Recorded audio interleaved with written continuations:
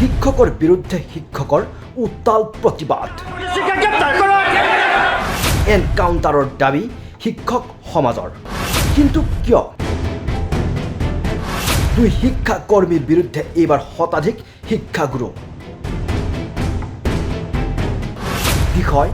প্ৰধান শিক্ষয়িত্ৰী শোকাবহ ঘটনাৰ মূল অভিযুক্ত দুই শিক্ষাকৰ্মী দীৰ্ঘদিনে অকথ্য নিৰ্যাতন সহ্য কৰিব নোৱাৰি ল'লে চৰম সিদ্ধান্ত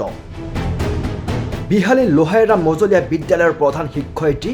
মায়াদেৱীৰ উপাধ্যায় আত্মহননৰ পিছতে এতিয়া গৰজি উঠিছে বিহালীৰ শিক্ষক সমাজ অভিযোগ অনুসৰি বিহালীৰ শিক্ষা বিষয়া মিলন দাস আৰু সহকাৰী শিক্ষক বজেন কুমাৰ ডেকাই বিদ্যালয়ৰ ধন আত্মসাৎ কৰি মায়াদেৱীক মিছা বদনামী কৰাৰ অপচেষ্টা কৰিছিল অৱশ্যে উক্ত বিষয়টো তদন্তত মায়াদেৱী নিৰ্দোষী বুলি প্ৰমাণিত হয় আৰু তাৰ পিছৰে পৰাই ভিন্ন সময়ত ভিন্ন অজুহাত দেখুৱাই প্ৰধান শিক্ষয়িত্ৰীগৰাকীক অকথ্য নিৰ্যাতন চলাই আহিছে বুলি ইতিমধ্যে অভিযোগ উত্থাপিত কৰিছে মায়াদেৱীৰ স্বামী দীপক উপাধ্যায়ৰ লগতে শিক্ষক সমাজে শিক্ষা বিষয়া মিলন দাসে যোৱা ছমাহে বিহালীৰ শিক্ষক সমাজক বিভিন্নভাৱে মানসিক নিৰ্যাতন কৰি আহিছে সৰু এটা ভুলৰ বাবে তেখেতে বিভিন্ন ধৰণে মানসিক আতিশায্য চলাই আহিছে এই মানসিক হাৰাশাস্তিৰ ফলত আজি মায়া উপাধ্যায় বাইদেউৰ দৰে এগৰাকী সৎ প্ৰধান শিক্ষয়িত্ৰী আজি মৃত্যু হ'ল অৱশ্যে মৃত্যু নহয় এয়া শিক্ষা বিষয়া মিলন দাসে মায়া উপাধ্যায়ক হত্যা কৰিছে এই হত্যাৰ আমাক বিচাৰ লাগে আমি বিহালীৰ শিক্ষক সমাজে ইয়াৰ ন্যায় বিচাৰিছোঁ আমি বিশ্বনাথ জিলা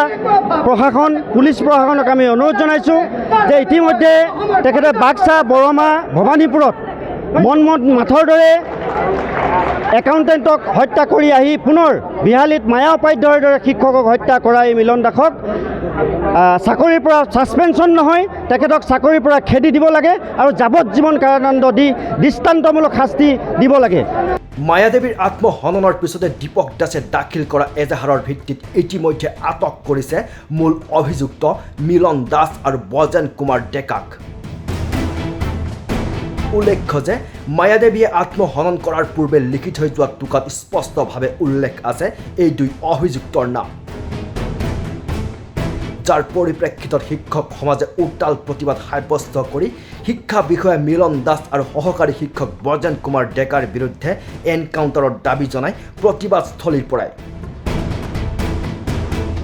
অৱশ্যে ঘটনাৰ সন্দৰ্ভত শিক্ষা বিষয়া মিলন দাস আৰু শিক্ষক ব্ৰজেন দাসক ইতিমধ্যে বিশ্বনাথৰ ন্যায়িক আদালতলৈ প্ৰেৰণ কৰে